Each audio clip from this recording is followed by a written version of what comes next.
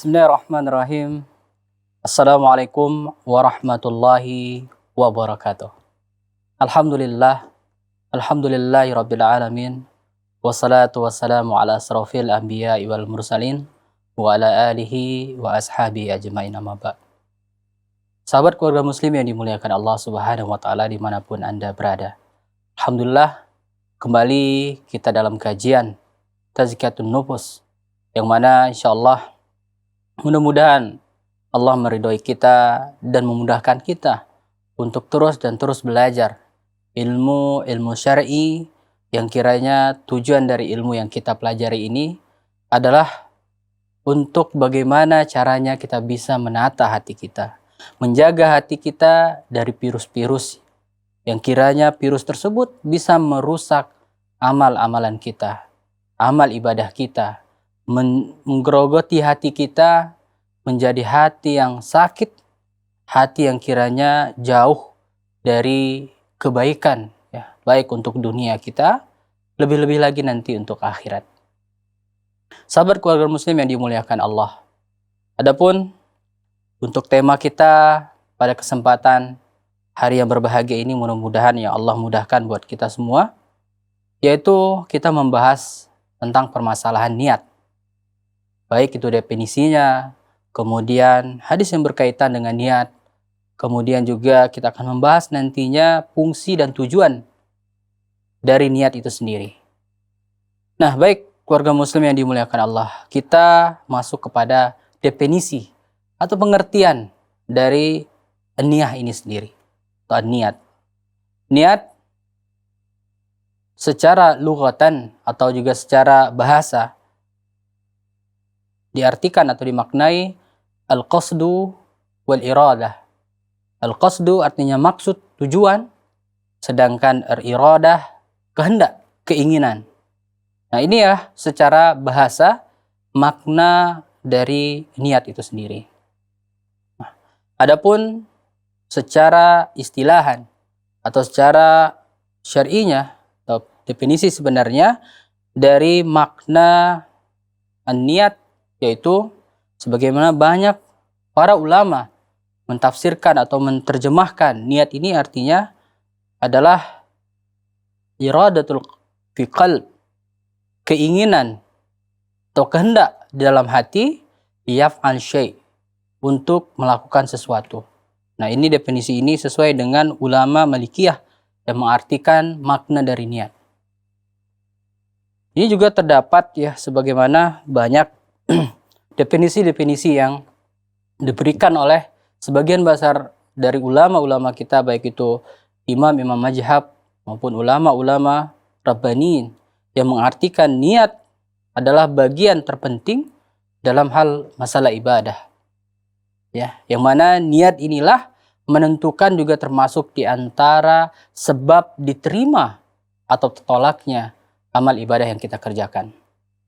Nah, jadi sangat penting kedudukan niat dalam amal ibadah yang kita kerjakan. Karena di antara syarat diterimanya amal ibadah yang kita kerjakan, yang pertama yaitu ikhlasun niyah. Niat yang ikhlas lillahi ta'ala. Kemudian yang kedua, mutaba'ah. Mengikuti contoh yang telah diajarkan oleh Rasulullah Sallallahu Alaihi Wasallam. Nah, kita bahas yang pertama, yaitu tentang niat. Ada sebuah hadis yang masyhur ya, yang kita dapati dalam hadis Rasulullah Sallallahu Alaihi Wasallam, yang mana hadis ini adalah hadis yang diriwayatkan oleh Bukhari dan dalam Muslim, itu terkenal dengan hadis Umar bin Khattab, hadis niat. Kita langsung bacakan lafaz dari niat tersebut atau lafaz dari hadis niat tersebut, yaitu dari An Umar bin Khattab radhiyallahu anhu, annahu qala ala mimbar sami'tu Rasulullah sallallahu alaihi wasallam yaqul innamal a'malu binniyat wa innamal likulli imri'in ma nawa faman kanat hijratuhu ilallah wa rasulih fa hijratuhu ilallahi wa rasulih. Waman kanat hijratuhu ila dunya yusibuha au ila imra'atin yankihuha fa hijratuhu ila ma hajara ilaih. Rawahul Bukhari wa Muslim. Dari Umar bin Khattab radhiyallahu anhu bahwa beliau berkhutbah di atas mimbar, yang mana beliau berkata, saya mendengar Nabi Shallallahu Alaihi Wasallam bersabda, sesungguhnya amal itu hanya dinilai berdasarkan niatnya, dan sesungguhnya pahala yang diperoleh oleh seseorang sesuai dengan niatnya. Barang siapa yang dia hijrah menuju Allah dan Rasulnya, maka dia akan mendapatkan pahala hijrah menuju Allah dan Rasulnya. Namun, barang siapa yang hijrahnya niatnya mendapatkan dunia atau karena wanita yang ia ingin nikahi, maka dia hanya mendapatkan hal yang dia inginkan.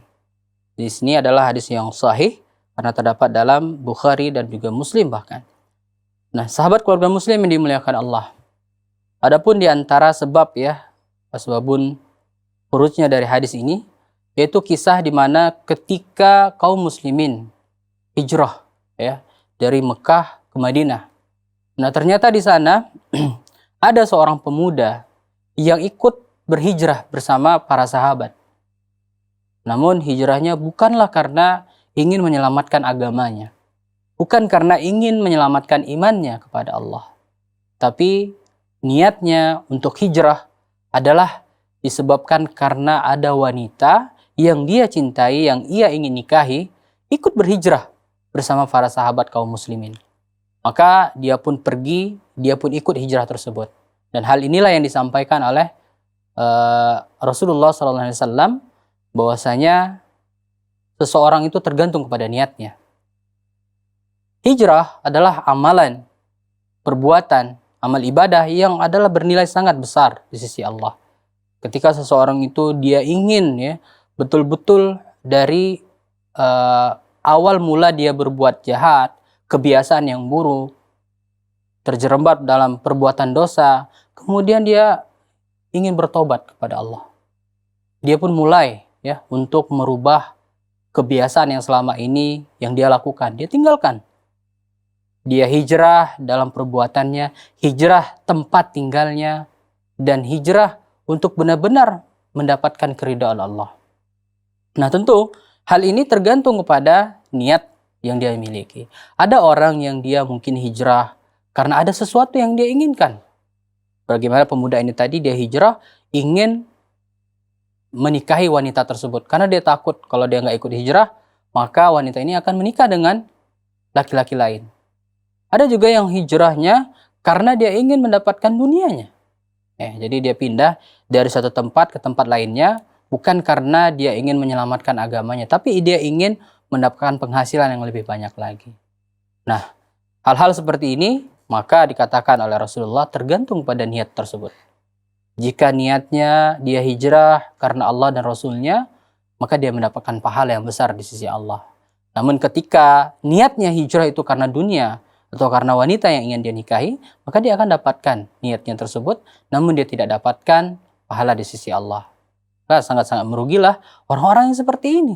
Jika tujuannya, al-qasdunya, keinginannya hanya untuk dunia semata, tapi tidak sama sekali untuk akhirat. Dan beruntunglah orang-orang yang kiranya dia niatkan tujuan betul-betul hanya untuk lillahi ta'ala, kemudian dia mendapatkan bagian dari dunianya. Nah, ada orang seperti ini. Mungkin dia bersedekah, sedekahnya itu lillahi ta'ala, namun dia mengerti, paham, dapat mengetahui bahwasanya kalau dia bersedekah, dia akan mendapatkan keberkahan atau bertambah nikmat yang Allah berikan kepadanya. Maka ini tidak mengapa, ini dibolehkan. Hanya saja janganlah sampai niat kita bersedekah hanya karena ingin sedekah yang kita keluarkan itu nanti berlipat ganda tanpa ada sama sekali keinginan mendapatkan pahala di sisi Allah. Nah, ini yang salah. Nah, kaum muslimin yang dimuliakan Allah Subhanahu wa taala dimanapun Anda berada. Jadi dalam hal ini pelajaran yang bisa kita ambil dari hadis yang tadinya kita bacakan, yaitu tentang pentingnya niat dalam hal ibadah. Dalam hal ibadah sangat penting bagi kita untuk menjaga niat tersebut. Jadi sangat penting seseorang itu paham benar bahwasanya dia harus benar-benar memurnikan niatnya lillahi ta'ala. Kalaupun ada masuk padanya, datang kepadanya godaan untuk merusak niat ikhlas tersebut, maka berusaha untuk melawannya, ya. Karena ada kalanya niat kita itu betul-betul di awalnya lillahi ta'ala, namun di pertengahan jalan tiba-tiba ada sesuatu yang kiranya bisa merusak niat ikhlas tersebut. Nah, bagi kita kaum muslimin ya yang betul-betul berusaha ingin yang terbaik, maka berusahalah untuk melawan gangguan tersebut atau godaan tersebut. Nah, ada pula orang yang niatnya itu rusak di akhir ya. Dia sudah selamat, misalnya dia mengerjakan ibadah haji dan umroh. Ya, ketika dia melaksanakan haji dan umrohnya itu, dia selamat, betul-betul dia mengharapkan ikhlas lillahi ta'ala. Ya, dia benar-benar ingin mengharapkan pahala dari Allah. Nah, ketika dia mengerjakan juga dia melakukan hal tersebut. Ya, dia terus menjaga niatnya agar kiranya betul-betul lillahi ta'ala. Namun, ketika telah selesai dari amal ibadah tersebut, dia teringat atau menjumpai sesuatu sehingga dia menyebutkan amal ibadahnya. Dia menyebutkan keikhlasannya tersebut. Menyebutkan amal tersebut sehingga ini merusak amal ibadahnya. Nah, baik kaum muslimin yang dimuliakan Allah Subhanahu wa taala, insyaallah kita akan lanjutkan pembahasan kita seputar masalah niat, fungsi dan tujuannya setelah mendengarkan beberapa jeda berikut ini.